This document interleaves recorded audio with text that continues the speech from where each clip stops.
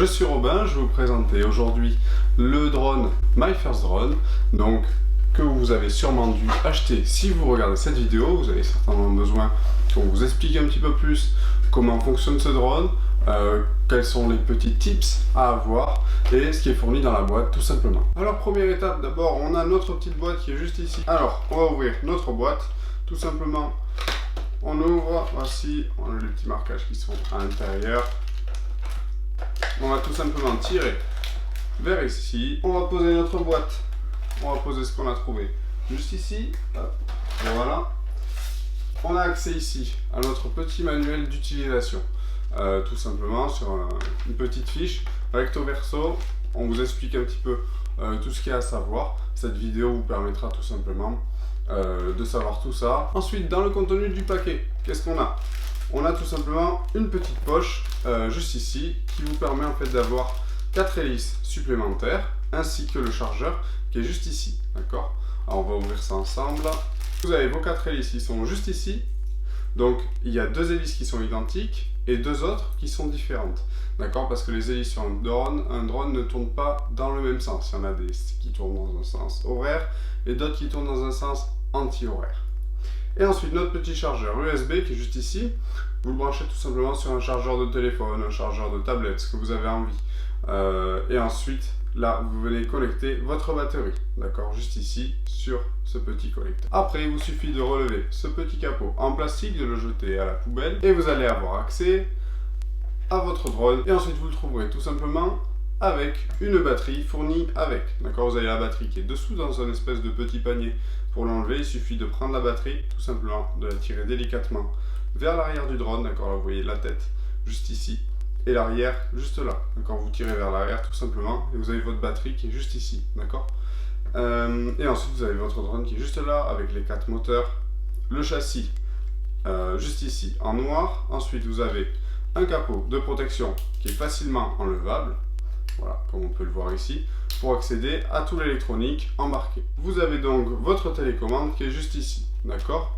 Alors, pour mettre les piles, c'est juste ici, d'accord. Vous avez un emplacement, vous levez, vous avez 2 piles AA à mettre à l'intérieur. Pour les joysticks, comment ça fonctionne? Vous avez tout simplement ce joystick là, ici, qu'on fait bouger dans ce sens-là, pour monter ou descendre avec le drone. Ce joystick ici, il va vous permettre de vous déplacer à plat, c'est-à-dire si vous faites ceci, votre drone va aller vers l'avant. Si vous faites cela, votre drone va aller vers l'arrière.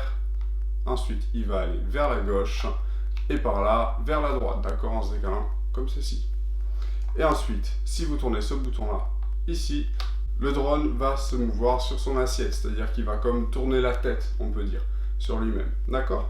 Ensuite, essayez de bien gérer l'altitude en trouvant le point qui va vous permettre en fait d'avoir un régime moteur suffisant pour maintenir le drone en stationnaire, d'accord. C'est totalement possible, on peut poser la télécommande et le drone sera à peu près en stationnaire.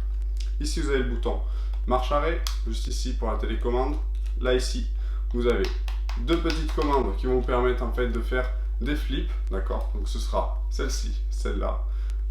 Vous allez tout simplement appuyer dessus et ensuite vous allez envoyer ce petit stick sur la droite, la gauche, l'arrière, l'avant, et votre drone va faire un flip dans la direction que vous lui avez demandé. Alors voilà, je me suis tout simplement muni d'un de nos kits d'initiation, d'accord, avec notre télécommande, le drone et une batterie que nous utilisons. C'est qu'on va mettre la batterie à l'intérieur, tout simplement, on la glisse dedans, on branche le connecteur ici, hop, on le pose, et juste ici, on gardera toujours l'arrière du drone face à nous, d'accord. C'est important pour vos points de repère, parce que si le drone est face à vous, c'est un petit peu comme si je vous disais, levez la main droite, et en fait vous allez lever pour moi la main inverse, un petit peu pour moi la main gauche. Je ne sais pas si vous voyez ce que je veux dire, mais c'est le petit exemple. Vous allez vous inverser tout simplement dans les commandes.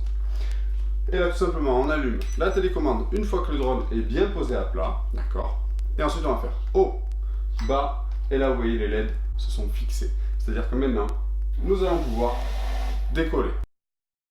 Ensuite, vous pouvez rencontrer un petit problème sur votre drone, mais rien de grave. C'est-à-dire que quand vous allez décoller, votre drone va tout simplement partir fortement vers l'arrière ou fortement vers la droite, ou tout simplement plus garder son stationnaire comme au début. C'est-à-dire qu'il va se décaler un petit peu sur la droite ou sur la gauche. Tout simplement, on va faire une manipulation spéciale. Vous allez le voir au niveau des LED ici. On va tout simplement envoyer ce stick en bas à gauche et celui-ci en bas à gauche aussi. On l'envoie en bas à gauche, ça va clignoter très rapidement. Là, c'est fini. Il a repris en fait son calibrage à plat. C'est-à-dire qu'on lui a donné son niveau, on lui a dit le plat, c'est comme ceci. Et donc là, on va pouvoir redécoller très facilement et le faire fonctionner. Votre drone ici a les lumières qui ne clignotent pas alors qu'on est bien branché. Donc ça veut dire qu'il a encore une batterie qui est totalement chargée. Par contre, au bout d'un certain moment, les LED vont clignoter. C'est-à-dire qu'à ce moment-là, il vous restera assez peu de batterie et vous aurez des options qui ne seront plus disponibles. C'est-à-dire que quand vous avez votre batterie pleinement chargée, vous allez pouvoir faire des flips. Par contre, quand elle clignote, donc quand la batterie est moins chargée, vous ne pourrez plus avoir accès à cette fonction-là. Tout simplement, les backflips, on fait décoller son drone, on fait la manipulation que je vous ai dit précédemment.